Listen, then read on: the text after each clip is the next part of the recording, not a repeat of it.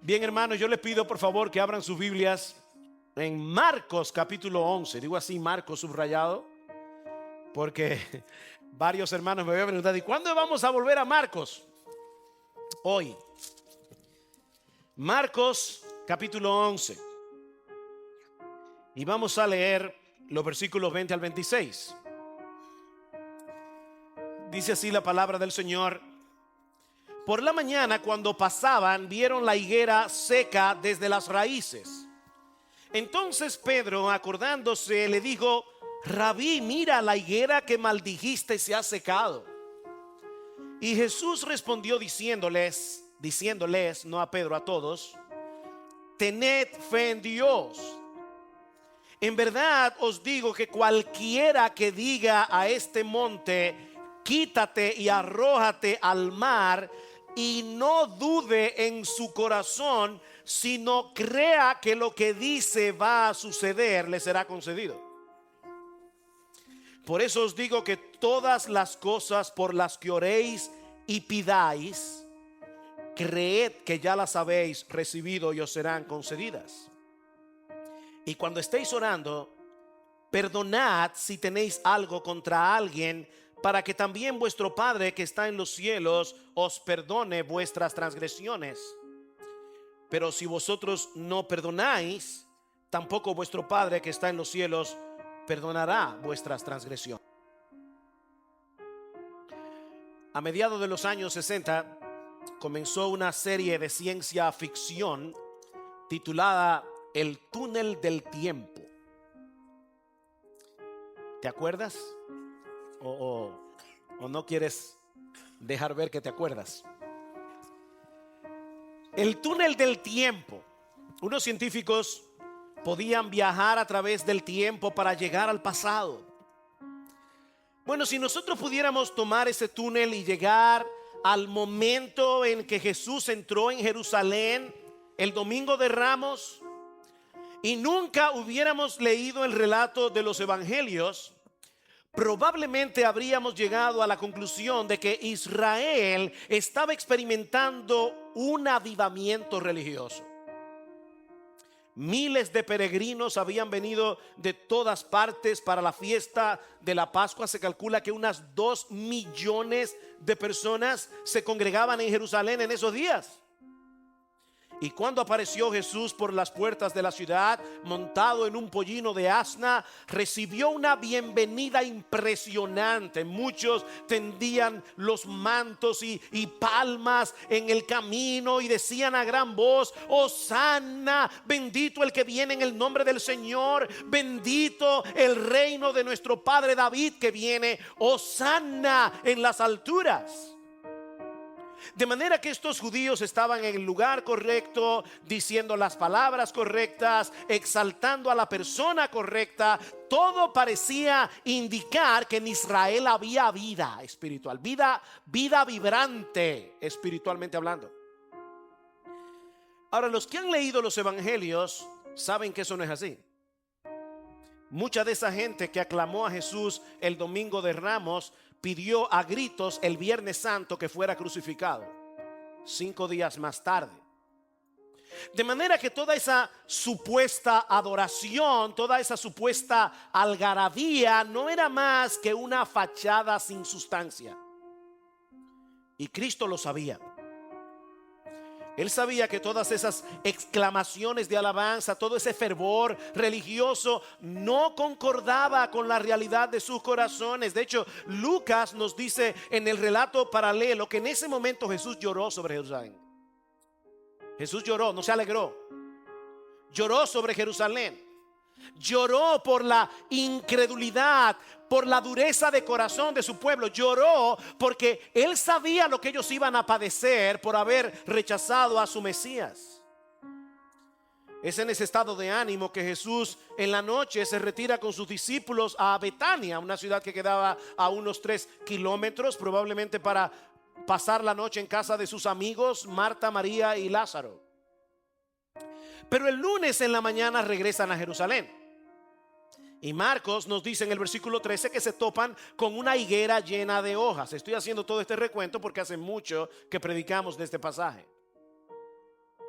De lejos esta higuera parecía una planta saludable, un follaje abundante, pero cuando se acercan se dan cuenta que no tiene fruto y Jesús la maldice. Vean el versículo 14. Y Jesús, hablando a la higuera, le dijo: nunca jamás coma nadie fruto de ti. Y sus discípulos lo estaban escuchando. Como vimos en nuestro último mensaje hace unos meses atrás, esta no fue una reacción airada de parte de Cristo, simplemente era una lección profética que los discípulos iban a entender más tarde. En el Antiguo Testamento, la higuera era usada simbólicamente para referirse a la nación de Israel. Una higuera llena de frutos era una señal de la bendición divina. Una higuera estéril era una señal del juicio de Dios. De manera, mis hermanos, que al maldecir esta higuera, Jesús estaba anunciando que el juicio de Dios era inminente. De hecho, 40 años más tarde, el templo fue destruido por completo y 60 años después, los judíos serían expulsados de Palestina y esparcidos por el mundo entero. Es en ese contexto que ocurre lo que vamos a estudiar en la mañana de hoy a partir del versículo 20. Cuando Jesús y los discípulos regresan al día siguiente, y recuerden que estamos en la semana de la pasión, la semana que celebramos hace una semana atrás.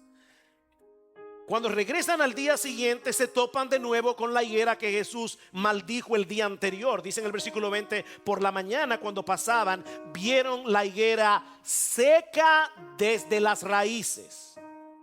Entonces Pedro, acordándose, le dijo: Rabí, mira, la higuera que maldijiste se ha secado. En el pasaje paralelo, en Mateo capítulo 21, versículo 20, dice que los discípulos le preguntaron al Señor, y esta pregunta es importante: ¿cómo es que la higuera se secó al instante? Ahora, esta pregunta no es, Señor, explícanos cuál es el proceso a través del cual un árbol de higuera se puede secar tan rápido. No, esa no es la pregunta. La pregunta es: ¿cómo es que opera ese poder? ¿Cómo es que opera ese poder para que ocurra algo tan extraordinario? Lo que debería ocurrir por meses y un largo tiempo, tú lo hiciste en un instante. ¿Cómo es que ese poder de Dios entra en acción? Esa es la pregunta. Y el Señor aprovecha para hablar de la fe y de la oración. Le dice en el versículo 23: en verdad os digo que cualquiera que diga a este monte: quítate y arrójate al mar, y no dude en su corazón, sino crea que lo que dice va a suceder, le será concedido. Y luego sigue hablando acerca de la oración en el versículo 24. Era sumamente importante que el Señor les hablara de este tema en este momento tan crítico de su ministerio. Hasta este momento los discípulos habían estado físicamente con Jesús. ¿Y quién es Jesús? Jesús es Dios. Jesús es el Dios encarnado. Ellos estaban delante de Dios físicamente todo el tiempo, y Él suplía todo lo que ellos necesitaban. Les faltaba sabiduría, ahí estaba Jesús. Estaban a punto de morir ahogados en el mar de Galilea, ahí estaba Jesús para calmar el mar en tempestad. No tenían comida, estaban en el desierto con más de 5,000 personas, no hay problema, ahí estaba Jesús, que puede alimentar 20,000 personas con 5 panes y 2 peces. Podemos decir que durante esos 3 años y medio que ellos estuvieron con Jesús, la oración dejó de ser una necesidad para ellos. Pero todo estaba a punto de cambiar en unos pocos días. El Señor iba a morir, resucitar, ascender a los cielos, y a partir de ese momento la oración iba a ser para ellos lo mismo que para todos nosotros, una parte vital de nuestra vida cristiana. Ellos necesitaban entender, y nosotros también, esa conexión entre la fe, la oración y el poder de Dios. Y es precisamente acerca de eso que trata este pasaje. Vean una vez más el versículo 22.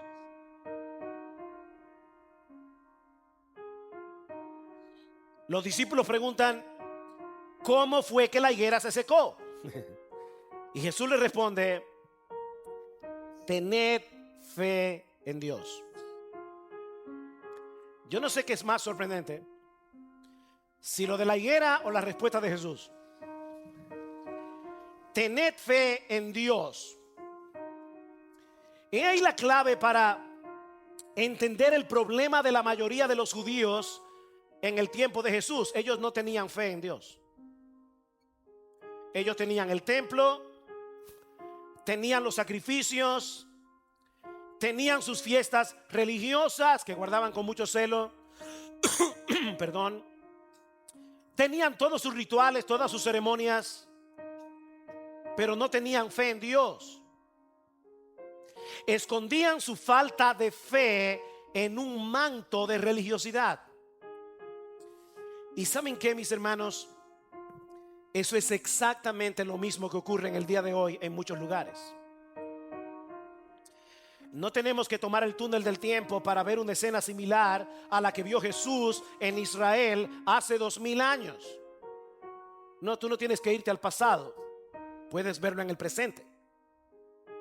Iglesias repletas cada domingo con personas que parecen estar experimentando un sorprendente avivamiento religioso. Si evaluamos la salud espiritual de esas iglesias por la cantidad de personas que se congregan, por las descargas emocionales que se experimentan en sus cultos, tenemos que llegar a la conclusión de que algo grandioso está ocurriendo ahí. Pero no necesariamente. No necesariamente. Una iglesia no está viva y saludable porque vaya mucha gente, o porque sus servicios de adoración sean muy emotivos. No, si Cristo y el Evangelio perdón, mis hermanos, si Cristo y el Evangelio no están siendo predicados fielmente en esas iglesias, si nosotros no vemos una transformación genuina en sus miembros, si la vida que viven sus miembros el domingo no concuerda con la que viven el lunes, eso es una fachada. Eso es una fachada. Y por favor, mis hermanos, no me malentiendan. El problema no está en el tamaño de la iglesia. Ojalá que en poco tiempo este local nos quede pequeño. ¿Saben qué bueno sería que en poco tiempo nosotros tengamos que decirle a hermanos de nuestra iglesia que se vayan de aquí a fundar otras iglesias? En la capital hay mucha gente que no quiere ni pensar salir de esta iglesia. No va a haber el momento en que nosotros no vamos a seguir agrandando este local. Qué bueno sería si ya no cabemos más y tenemos que decir: por favor, queremos que 25 familias se vayan a tal lugar de la capital para abrir otra iglesia, o para abrir otra iglesia en otro lugar de la isla. Qué bueno sería, hermanos, que nosotros tuviéramos este local empaquetado de personas. No, el problema no está en el tamaño. Tampoco es un problema el hecho de que los hermanos experimenten una gama muy variada de emociones durante el culto de adoración. Yo disfruto, y ustedes lo saben, yo disfruto las expresiones genuinas de emoción que se manifiestan en nuestros cultos. Y de hecho, aún me gustaría que pudiéramos experimentar un sentido cada vez más profundo de adoración, de reverencia, de alegría, de gozo, aún de tristeza por nuestros pecados, ante la gloria y la majestad de nuestro Dios, ante la hermosura de nuestro bendito Señor y Salvador Jesucristo.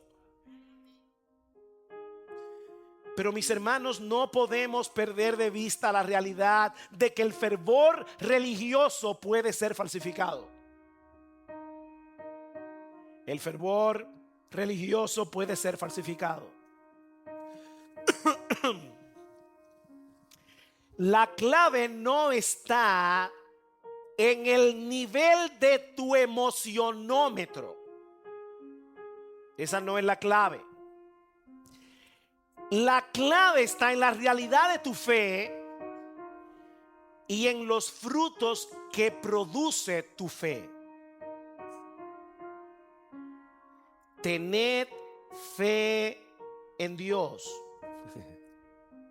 ¿Ustedes quieren ver el poder de Dios operando de una manera sorprendente.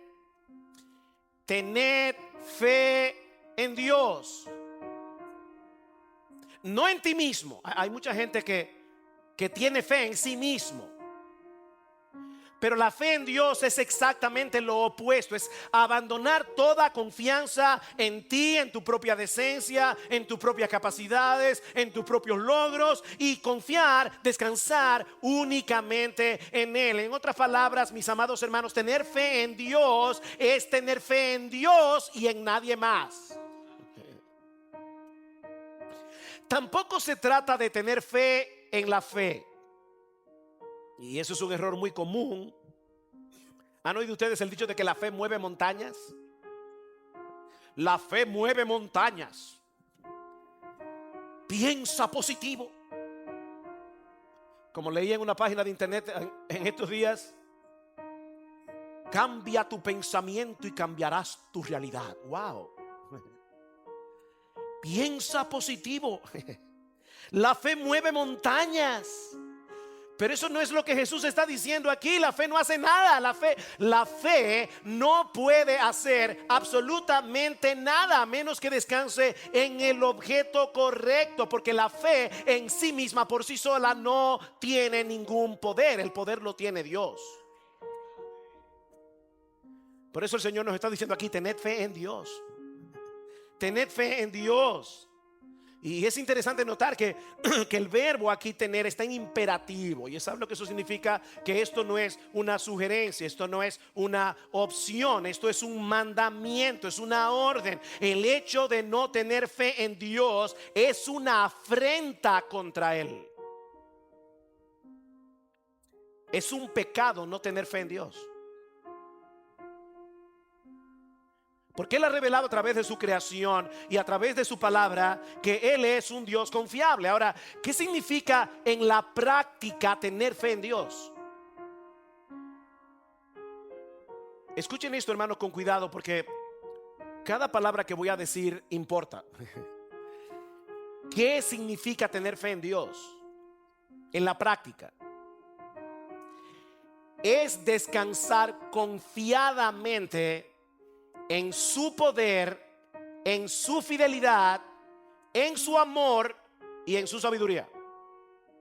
Es descansar confiadamente, voy a cambiar el orden, en su fidelidad, en su poder, en su amor y en su sabiduría. En otras palabras, es confiar en el hecho incontrovertible de que nuestro Dios es fiel a sus promesas, tiene el poder de cumplirlas, en su amor y en su bondad está inclinado a hacernos bien, y en su sabiduría Él sabe perfectamente cómo hacerlo y cuándo hacerlo. Tened fe en Dios. Es por eso que la palabra de Dios ocupa un lugar central en la fe. Creerle a Dios es creerle a su palabra. Es creer que Él va a cumplir todo lo que Él ha prometido. Una fe sin Biblia es una fe vacía, porque la fe necesita el contenido de la revelación de Dios. Cuando tú dices creer en una persona, lo que tú estás diciendo en realidad es que tú confías en lo que Él dice y en su buena voluntad para contigo. ¿No es así? Entonces, yo confío en esa persona. ¿Qué tú quieres decir con eso? Que tú confías en lo que Él dice y que tú confías en su buena voluntad para contigo. Esa persona te ha demostrado que Él no habla por hablar. Él te ha demostrado que Él cumple lo que promete. Pues lo mismo, mis hermanos, es en el caso de Dios, solo que en un grado infinitamente mayor, porque Él no solo es fiel a lo que Él promete y ama a los suyos con amor eterno, sino que nada ni nadie puede impedir que Él lleve a cabo lo que Él decidió llevar a cabo. Porque yo puedo ser una persona honesta y puedo prometerte algo con toda sinceridad y no poder cumplirlo, porque hay cosas que no están en mi poder, hay cosas que no están en mi control. Pero ese Dios que promete no solo es fiel, Él tiene el control de la cosa más pequeña y de la cosa más grande. Nuestro Dios es confiable. Porque Él es todopoderoso. Alzaré mis ojos a los montes. ¿De dónde vendrá mi socorro? Mi socorro viene del Señor que hizo los cielos y la tierra. De allí viene mi socorro. Ninguna cosa será imposible para Dios, le dijo Gabriel a María en Lucas capítulo 1, versículo 37. Por otra parte, la fe en Dios, la verdadera fe en Dios, está íntimamente ligada a la fe en Cristo como el Salvador de los pecadores, porque esa es la gran promesa de Dios en su palabra, que hay salvación en Cristo para todo aquel que cree. Y es a partir de esa promesa, es a partir de esa salvación que todas las promesas de Dios son sí y amén para ti. Eso es lo que dice Pablo en 2 Corintios 1:20. Desconectado de Cristo, tú no tienes ningún derecho a ampararte en las promesas de Dios, pero en Cristo todas sus promesas son sí y amén. Así que tener fe en Dios es tener fe en Cristo. Cristo mismo dijo en Juan capítulo 5 versículo 23 que el que no honra al Hijo no honra al Padre que lo envió. No se puede creer en Dios sin creer en Cristo. De hecho, no creer en Cristo, dice Juan, es una afrenta contra Dios, porque tú estás haciendo a Dios mentiroso. De manera, mis hermanos, que creer en Dios es creer en su carácter, es creer en su poder, es creer en su palabra, es creer en el Evangelio. ¿Y cómo se manifiesta esa fe en la vida del creyente? Aquí viene la respuesta de Jesús: acercándote a Él con la plena confianza de que Él es capaz de hacer lo imposible. Acercándote a Él con la plena certeza de que Él es capaz de hacer lo imposible. Versículo 23. En verdad os digo, y siempre que Jesús introduce una oración con esa cláusula, está diciendo: lo que voy a decir es importante. Alguien dirá: pastor, pero todo lo que Jesús dijo es importante. Sí, pero hay algunas verdades que son más vitales que otras. Y esta es vital. Esta es una de esas enseñanzas del Señor a las que debemos prestar mucha atención. En verdad os digo, cualquiera. Wow. Cualquiera. O sea, esto no es para una élite super espiritual de la iglesia. No. Cualquiera. Te incluye a ti, mi hermano, si tú eres un cristiano. Cualquiera. Hasta yo, pastor, que soy tan débil. Cualquiera. Cualquiera que diga a este monte: quítate y arrójate al mar, y no dude en su corazón, si no crea que lo que dice va a suceder, le será concedido. Por eso les decía que la respuesta de Jesús es más sorprendente que lo de la higuera. Cualquiera. Porque el poder no está en nosotros, sino en Dios. Y ese poder, dice Cristo, está disponible para cualquiera que cree. ¿Tú oíste eso? Para cualquiera que cree, sin dudar. Ahí está la clave, dice Cristo, y no duda en su corazón. La clave está en no dudar del poder de Dios. Es creer que Él es capaz de hacer lo que para nosotros es completamente imposible. Que una montaña sea quitada de donde está y sea arrojada al mar. Y obviamente el sujeto implícito allí es Dios. Es que Dios quite la montaña y que Dios la arroje al mar. Solo porque una persona lo pida, es imposible de que ocurra. Pero Dios puede hacerlo. Dios puede hacerlo. Si lo pide sin dudar. No como esa niña que cuando sus padres le leyeron en el devocional ese texto, dijo: lo voy a poner a prueba mañana. Y había una montaña que se veía desde su habitación y ella dijo: Señor, yo quiero que mañana esa montaña no esté ahí. Esperó tempranito, se levantó bien emocionada, abrió la ventana y por supuesto ahí estaba la montaña. Dice, yo sabía que no se iba a mover. No, es Cristo dice, y no duda. Ahora, hermanos, esto es un lenguaje hiperbólico. Obviamente es un lenguaje hiperbólico. Ninguno de los profetas del Antiguo Testamento alguna vez le pidió a Dios que moviera una montaña de su lugar. De hecho, ni siquiera Cristo pidió eso nunca, ni los apóstoles. Lo que Jesús está diciendo aquí, esto es una forma de hablar entre los judíos en aquellos días. Lo que Jesús está diciendo aquí es que la verdadera fe se acerca a Dios creyendo que Él es capaz de hacer lo imposible.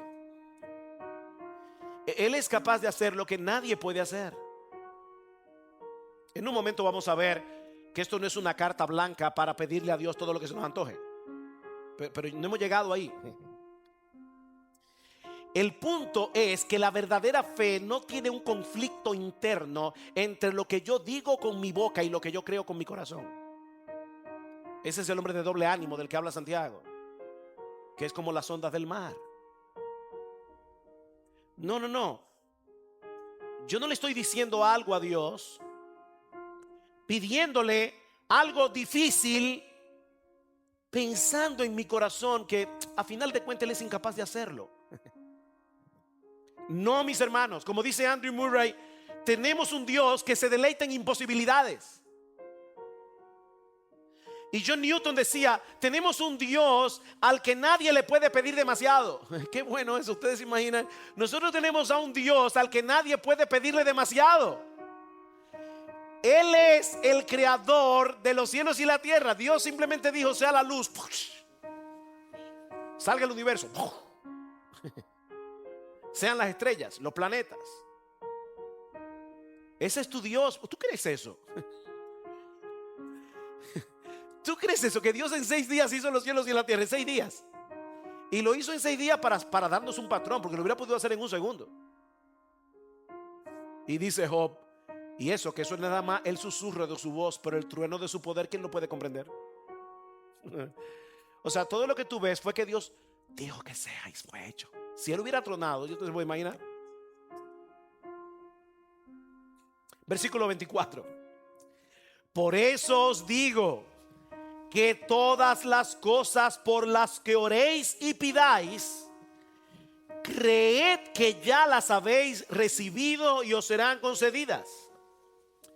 El Señor está conectando aquí la fe con la oración. La verdadera fe nos mueve a orar. La verdadera fe nos mueve a venir a Dios con nuestras peticiones, confiando en su poder y confiando en su sabiduría. Es decir, no solo en que Él es capaz de hacerlo, sino que Él sabe cómo hacerlo, cuándo hacerlo, si conviene hacerlo. La oración es la expresión de la fe que procura la gloria de Dios, porque cuando tú oras, tú estás mostrando que esas cosas que pedimos, que son imposibles, si suceden, no sucedieron porque sí, sino porque tú se las pediste a Dios. De esa manera Dios se glorifica cuando Él responde a nuestro clamor. No tenéis porque no pedís, dice Santiago 4:2. Mis hermanos, Dios actúa a través de medios y Él escogió la oración como el medio de expresión de la fe para que su reino avance. Ahora, no olviden el contexto, mis hermanos, no olviden el contexto, porque muchas locuras se han dicho de ese texto por olvidar el contexto. Los discípulos en ese momento necesitaban entender eso, porque Cristo iba a entregarles en pocos días la encomienda de que llevaran este evangelio hasta lo último de la tierra, a pesar de toda la oposición que ellos iban a tener que enfrentar, primero de parte de los judíos, luego de parte de los romanos. Ahora la pregunta es, ¿cómo podían ellos llevar a cabo una tarea tan extraordinaria creyendo, orando y predicando? Lean el libro de los Hechos y verán que eso es lo que encontramos una y otra vez. El avance del evangelio en medio de mucha hostilidad, en medio de mucha oposición, orando y predicando la palabra. Orando y predicando. Mis hermanos, no tengan temor cuando ustedes vean el avance del secularismo. No teman por el avance del neopaganismo en nuestra sociedad. Nuestro Dios es el Dios de lo imposible. Y Él ha prometido que las puertas del Hades no prevalecerán contra la iglesia. Así que debemos orar con fe y predicar el evangelio. Orar con fe y predicar el evangelio. ¿Qué le dice Dios al Mesías en el Salmo 2? Pídeme y te daré por herencia las naciones. Ustedes se imaginan, Dios el Padre le está diciendo a Dios el Hijo en su calidad de Mesías: las naciones serán tuyas, yo te las voy a dar como herencia, pero te las voy a dar en el contexto de la oración. Pídeme. Pídeme y te daré por herencia las naciones. Mis hermanos, al final de los tiempos habrá gente de toda tribu, lengua y nación alabando al Cordero que vive por los siglos de los siglos. Pero todo eso va a ocurrir en el contexto de la oración.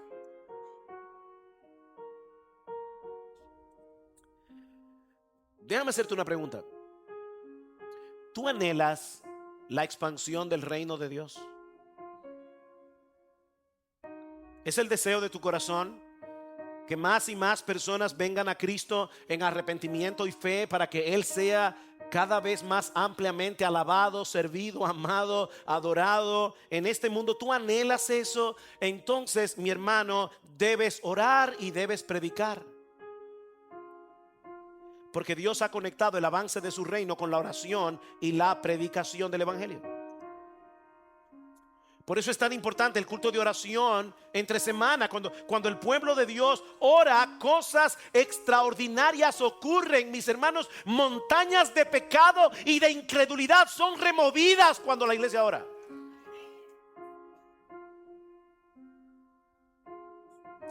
Ahora es importante hacer una aclaración aquí, porque este es uno de los versículos favoritos del movimiento Proclama y Reclama, que se ha hecho tan popular en estos días, como si el mero hecho de yo decir algo con mis palabras hará que ocurra. Conocí hace unos años a la esposa de un pastor, lamentablemente, que ella tomó literal: todo lo que pisara la planta de tu pie será tuyo. Una promesa que Dios le dio a Israel. Pero no, ella llegaba a una casa y decía: esto es mío. Y eso me lo dijo ella, yo no estoy inventando, no es una ilustración, eso me lo dijo ella a mí.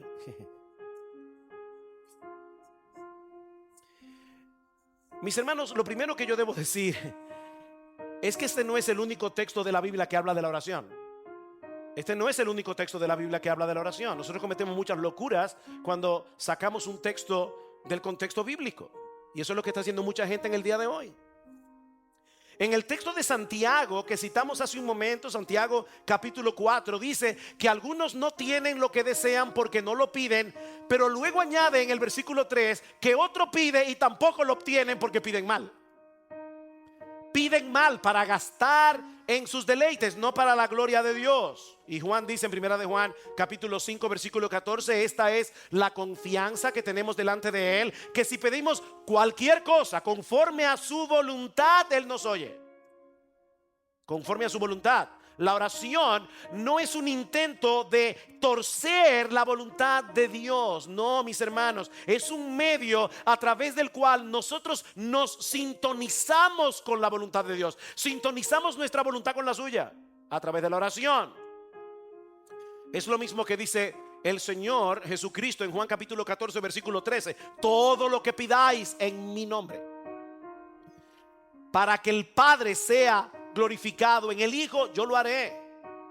Todo lo que pidáis en mi nombre. ¿Y eso qué significa? John MacArthur dice: todo lo que sea consistente con mi persona, consistente con mis propósitos, consistente con mi plan y consistente con mi reino. Eso es orar en mi nombre. Es lo que Cristo habría pedido si estuviera en tu lugar. Miren, mis hermanos, el creyente que conoce las promesas de Dios revelada en su palabra y anhela su gloria y la expansión de su reino, él va a orar en sintonía con el corazón de Dios, porque él conoce su voluntad, porque él desea que su voluntad prevalezca por encima de todo. Pero hay algo más que debemos tomar en cuenta al leer este texto en su contexto. El Señor dice a sus discípulos en el versículo 22 que ellos deben tener fe en Dios, no en la oración. Y esta es una distinción extremadamente importante. La persona que tiene fe en la oración es la que piensa que por el hecho de orar las cosas van a suceder como él quiere. La persona que tiene fe en Dios cree que Él es poderoso para hacer lo imposible, pero confía también en que en su sabiduría Él sabrá lo que es mejor. Cuando un creyente le ora a Dios, está dejando el asunto en sus manos, sabiendo que Él siempre responde nuestras peticiones. A veces dice que sí, a veces dice que no. A veces dice que te esperes un poco más, y a veces te responde realmente lo que tú pediste, pero no como tú querías. Pero te respondió lo que tú pediste.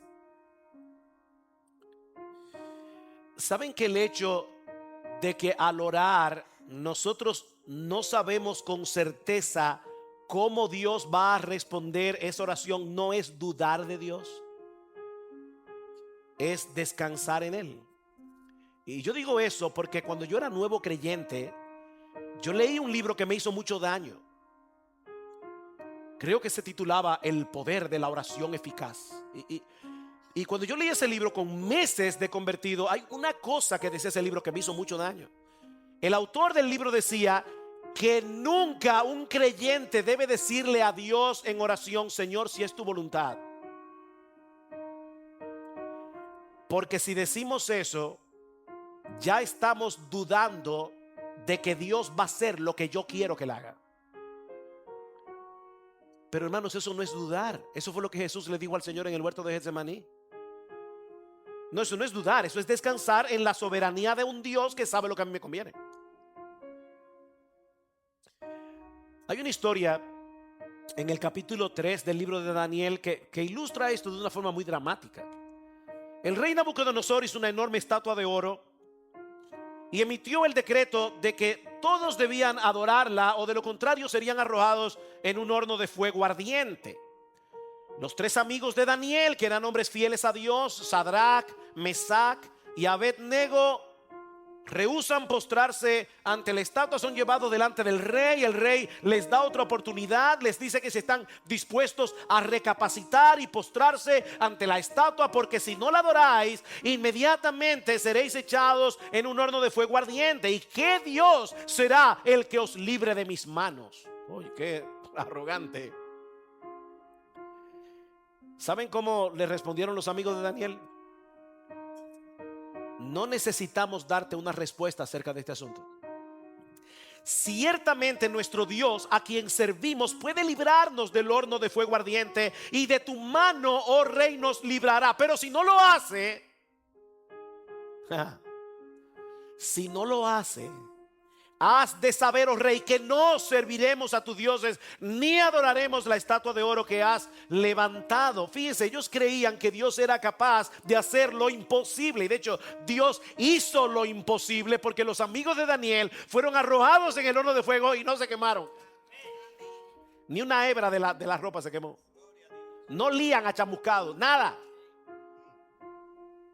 Así que Dios hizo lo imposible, y ellos sabían que Dios era capaz de hacer lo imposible, pero ellos tenían una buena teología del sufrimiento. Le decía a Gloria en estos días: óyeme, qué importante es tener una buena teología del sufrimiento.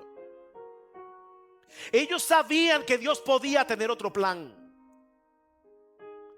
y ellos confiaban plenamente en la sabiduría de Dios, aunque eso le costara la vida. ¿Se dan cuenta, hermanos?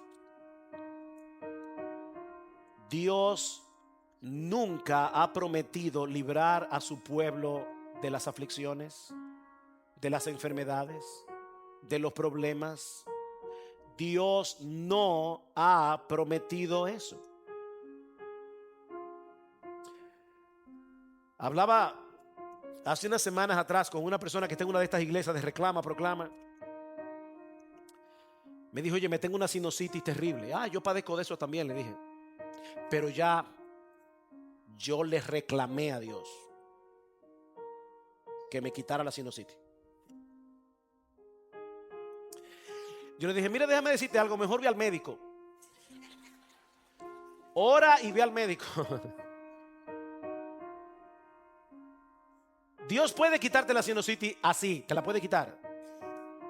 Pero Dios también lo hace a través de medios. Y el hecho de que tú lo reclames no quiere decir que ya está sana. La última vez que estuve en ese lugar, porque es fuera del país, pregunté cómo estaba ella y me dice bastante mal. Dios no ha prometido eso. Lo que Él sí ha prometido, obviamente Dios puede sanar milagrosamente, yo no estoy negando eso. Lo que yo estoy diciendo es, Dios no ha prometido sanar milagrosamente a todo el mundo. Pero Dios sí ha prometido preservar nuestras almas en medio de la aflicción. Dios sí ha prometido preservar y fortalecer nuestra fe en medio de la aflicción. Esa es la enseñanza de Pablo en los últimos versículos de Romanos 8. Algunos leen el versículo 37, ¿verdad? Y aislado de su contexto, somos más que vencedores por medio de aquel que nos amó. Wow, qué bien. Pero ¿qué es lo que ese texto dice?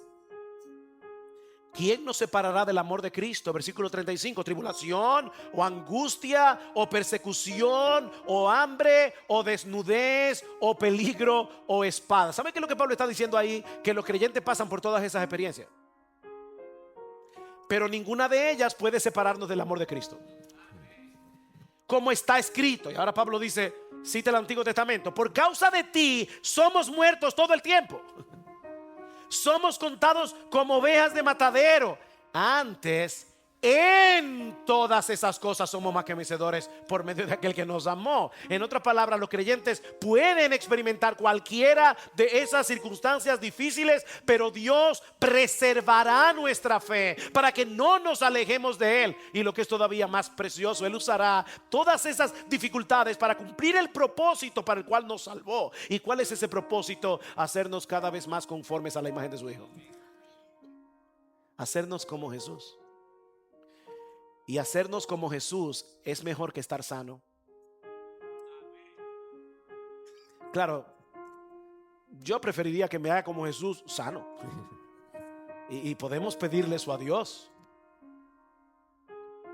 Pero Él cumplirá su propósito como a Él le parezca conveniente.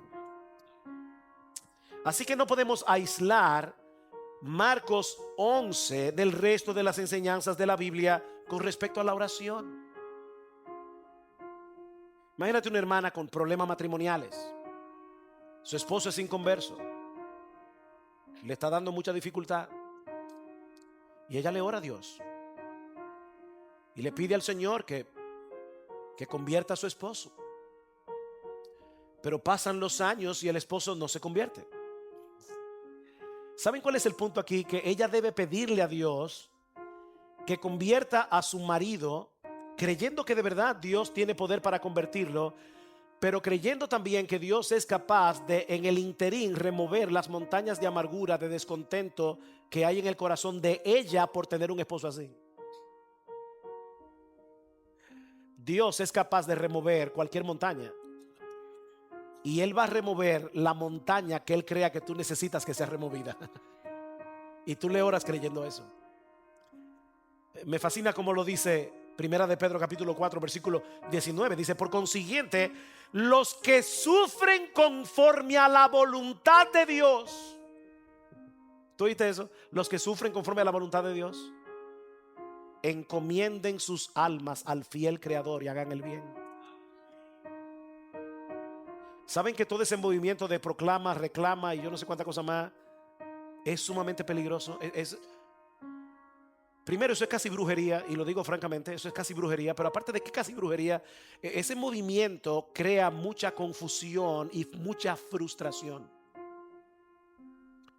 Porque por ahí hay un montón de personas que han reclamado y han proclamado y han dicho 10,000 cosas y no ha pasado lo que quieren, y terminan dejando de tener fe en Dios, simplemente porque quieren que Dios haga una cosa que Él nunca prometió.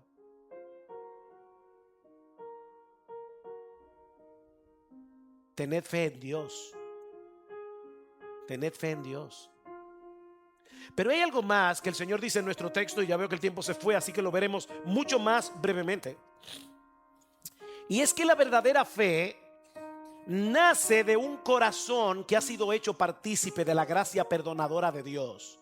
Nota lo que dice el versículo 25: y cuando estéis orando, perdonad si tenéis algo contra alguien, para que también vuestro Padre que está en los cielos os perdone vuestras transgresiones. Y ahora toma el final del Padre Nuestro y dice: pero si vosotros no perdonáis, tampoco vuestro Padre que está en los cielos perdonará vuestras transgresiones. Alguien puede pensar que el Señor está haciendo una conexión extraña aquí al introducir el tema del perdón con el tema de la oración. Pero lo cierto es que una cosa está íntimamente ligada con la otra. Aquellos que tienen fe en Dios, verdadera fe, son aquellos que han sido perdonados de todos sus pecados porque han creído en Jesús y ahora pueden acercarse al Padre con toda confianza en oración. Dios, el Hijo, ha enviado el Espíritu suyo a nuestro corazón para que podamos clamar con confianza: Abba, Padre. Así que la oración del creyente no es ir a una maquinita de refresco, entrar la moneda, darle al botón y sale lo que tú quieres. No, la oración es una relación personal con Dios. La oración es la expresión de un corazón que quiere estar cerca de Dios. Mis hermanos, la razón por la que la oración es tan importante es porque fortalece esa relación filial con nuestro Padre que está en los cielos. Él no necesita que oremos, pero Él nos manda a que oremos, entre otras razones, para desarrollar una relación cada vez más íntima con Él. Ahora, ¿qué sentido tiene orar a nuestro Padre cuando tenemos un corazón que rehúsa perdonar a otros? En vez de pedir por cualquier otra cosa, ¿tú sabes lo que tú deberías pedirle a Dios? Que te dé un corazón perdonador. No te acerques a pedirle otra cosa. Pídele a Dios que te dé un corazón perdonador para que tú puedas conceder de pura gracia el perdón que Él te otorgó a ti de pura gracia.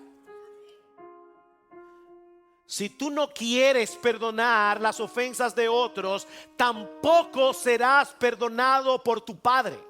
Y tu relación filial con Él será distante. Mis hermanos, eso no quiere decir que vas a perder tu salvación. Lo que el Señor está diciendo aquí es que ese pecado de falta de perdón es un estorbo en tu relación con Dios, y por lo tanto tu oración es un acto contradictorio.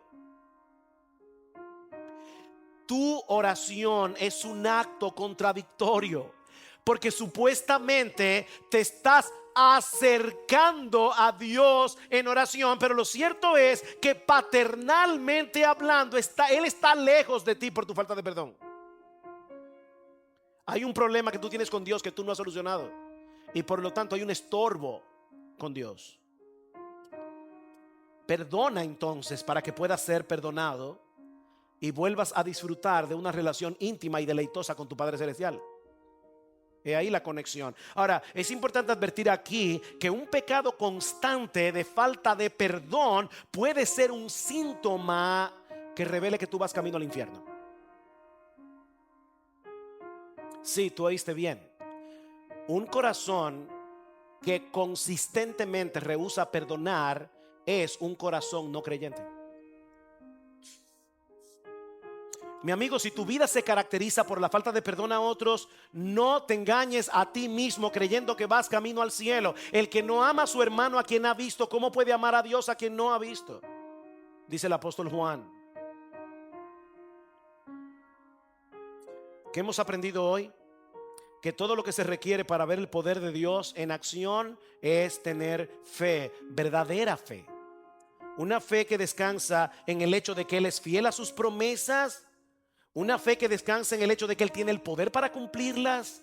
Una fe que descansa en su amor y en su bondad, por lo cual Él está inclinado a hacernos bien. Una fe que descansa en su sabiduría para entender que Él sabe perfectamente cómo hacerlo y cuándo hacerlo.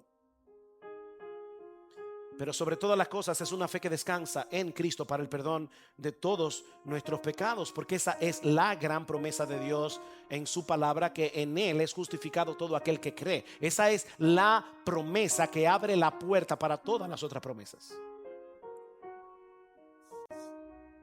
Y ahora yo te pregunto, ¿tú tienes esa clase de fe? ¿Tú tienes esa clase de fe? No fe en ti mismo, no fe en la fe, no fe en la oración. Tú tienes fe en Dios. fe en su palabra, fe en sus promesas, fe en su poder, fe en su fidelidad, fe en su sabiduría, fe en su Hijo? Porque si no es así, mi amigo, yo te invito en esta mañana a que vengas humillado delante de Él y le ruegues en oración que te conceda esa fe. Que te conceda esa fe. Confiesa tu pecado de incredulidad y pídele a Dios que cambie tu corazón incrédulo por un corazón creyente. Él puede hacer eso. Él puede hacer eso. Mi amigo, deja de confiar en ti mismo. Confía únicamente en Cristo y en su obra de salvación, y Él removerá en este mismo instante la montaña de pecados que te separan de Él. Ven a Cristo. Ven a Cristo creyendo que Dios es fiel a su promesa de que todo aquel que cree en su Hijo tiene vida eterna y serás salvo, porque Él es un Dios que no miente. Nuestro Dios no miente. Oh, que el Señor bendiga hoy su palabra predicada y que Él se complazca en repartir abundantemente hoy en este lugar arrepentimiento y fe. Que Él reparta abundantemente.